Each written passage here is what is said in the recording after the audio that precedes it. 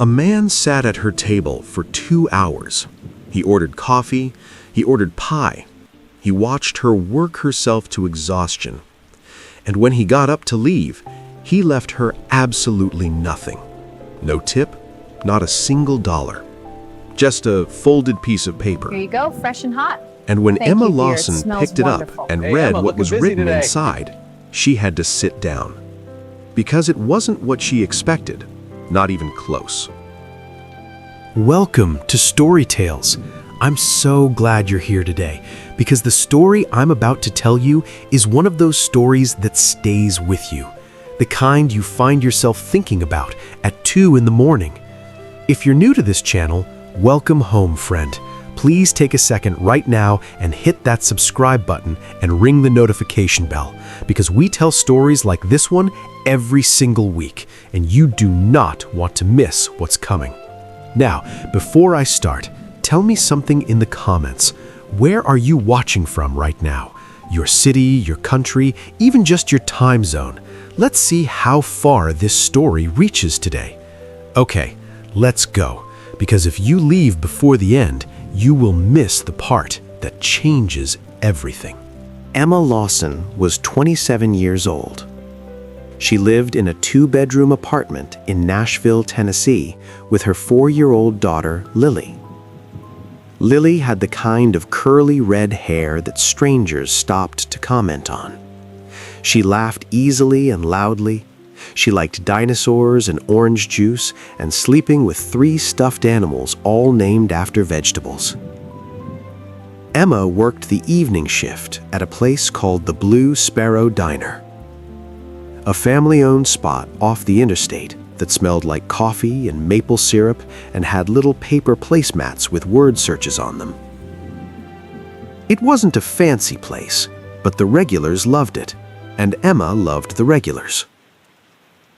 She had been working there for 3 years. 3 years of standing on cracked tile floors in shoes that had worn through at the heel. 3 years of memorizing who took cream and who took sugar. 3 years of being the person who asked, "How's your mama doing?" and actually meant it. She worked evenings because the tips were better, and because evenings meant her neighbor, Miss Carroll, could watch Lily while Emma worked. Miss Carroll was 71 years old and had no grandchildren of her own. She said Lily was God's way of giving her what she'd always wanted. So every evening, Emma would drop Lily off with Miss Carroll, drive to the Blue Sparrow, and pour herself into 8 hours of work so that her little girl could have everything she needed. Lily's father had left when Emma was 5 months pregnant. He sent a text. That was it. Emma never talked about it. She just raised her shoulders, raised her daughter, and kept moving forward. Now, let me pause here for a second, because I want to ask you something honest. Have you ever felt completely alone in carrying something heavy? Like no one around you could fully see what you were going through? If that's you, right now or at some point in your life, put a heart in the comments. Because Emma knows that feeling, and so do a lot of the people watching this right now. It was a Thursday night in late September. Emma had been on her feet since 4 in the afternoon. It was now close to 11. The diner was emptying out. Only one table was still occupied. A man sat alone in the corner booth. He looked to be around 60 years old, neat gray hair, a plain jacket, quiet eyes. He nursed a cup of coffee and a slice of peach pie, and he read a paperback book without looking up much. Emma refilled his coffee 3 times. She brought him a second slice of pie without him asking, because she noticed he'd finished the first one slowly, the way people do when they're not in a hurry to leave. She didn't know why, but something about him made her feel like he needed the company. Even the quiet kind. Even the kind that just meant someone nearby. She checked on him once an hour, always with a smile, always with a soft, "Can I get you anything else?" The man would look up, smile back, and say, "No thank you, I'm just fine." At 10:55, he set his book down, folded his napkin, stood up, and buttoned his jacket. He left cash on the table for the bill. Exact change. No tip. Emma watched him walk out the door, into the dark parking lot. She walked over to clear his table, and that's when she saw it. Folded under his coffee cup. A piece of paper torn from the back of his paperback book.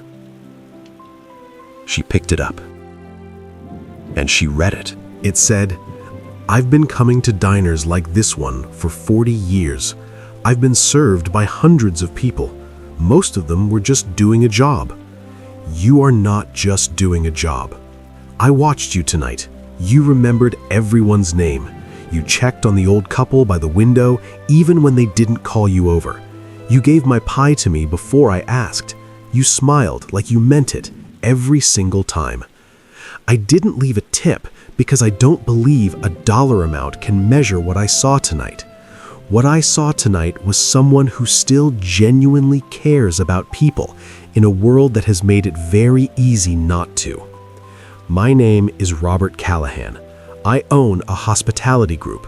We run 11 restaurants across Tennessee and Kentucky. We are opening a new location in Nashville in the spring, and I am looking for a front-of-house manager. If you want the job, call this number. I am not doing this out of pity. I am doing this because good people are the hardest thing to find in this business, and I just found one. Robert." Emma read it twice. Then she sat down in the booth, right where Robert had been sitting, and she pressed the note to her chest, and she cried. Not sad crying, the other kind. The kind that comes from somewhere so deep inside you that you don't even know it was there until it finally gets out. She called the number the next morning. Robert Callahan answered on the second ring. He remembered her immediately. He asked her to come in for a conversation. Not even a formal interview, just a conversation. She did. She wore the only blazer she owned. She brought nothing but herself. And she talked about the Blue Sparrow the way someone talks about a place they love. The regulars, the rhythms, the small things that mattered. Robert listened to everything she said. Then he offered her the position. Front-of-house manager at his new Nashville flagship. A real salary, full health benefits, a schedule she could build around Lily. Emma stared at him across the table. "Why me?" she asked. Robert leaned forward slightly. "Because the night I came in," he said, "I had just buried my wife of 34 years. I was driving back from the cemetery and I didn't want to go home yet. So I stopped at the first diner I saw. And you made me feel like a human being when I really needed to. That's a skill, Emma. Most people never learn it. You already have it."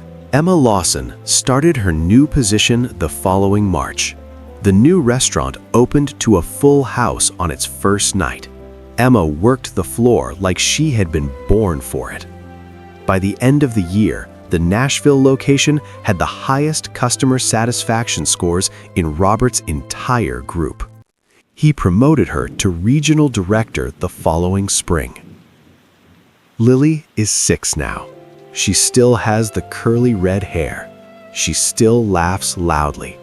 She has a dinosaur backpack and new shoes and a room that is finally all her own. Emma still drives past the Blue Sparrow sometimes. She still waves at the building like it's a person, because in a way, it is. It's the place where someone saw her, really saw her, and decided she was worth more.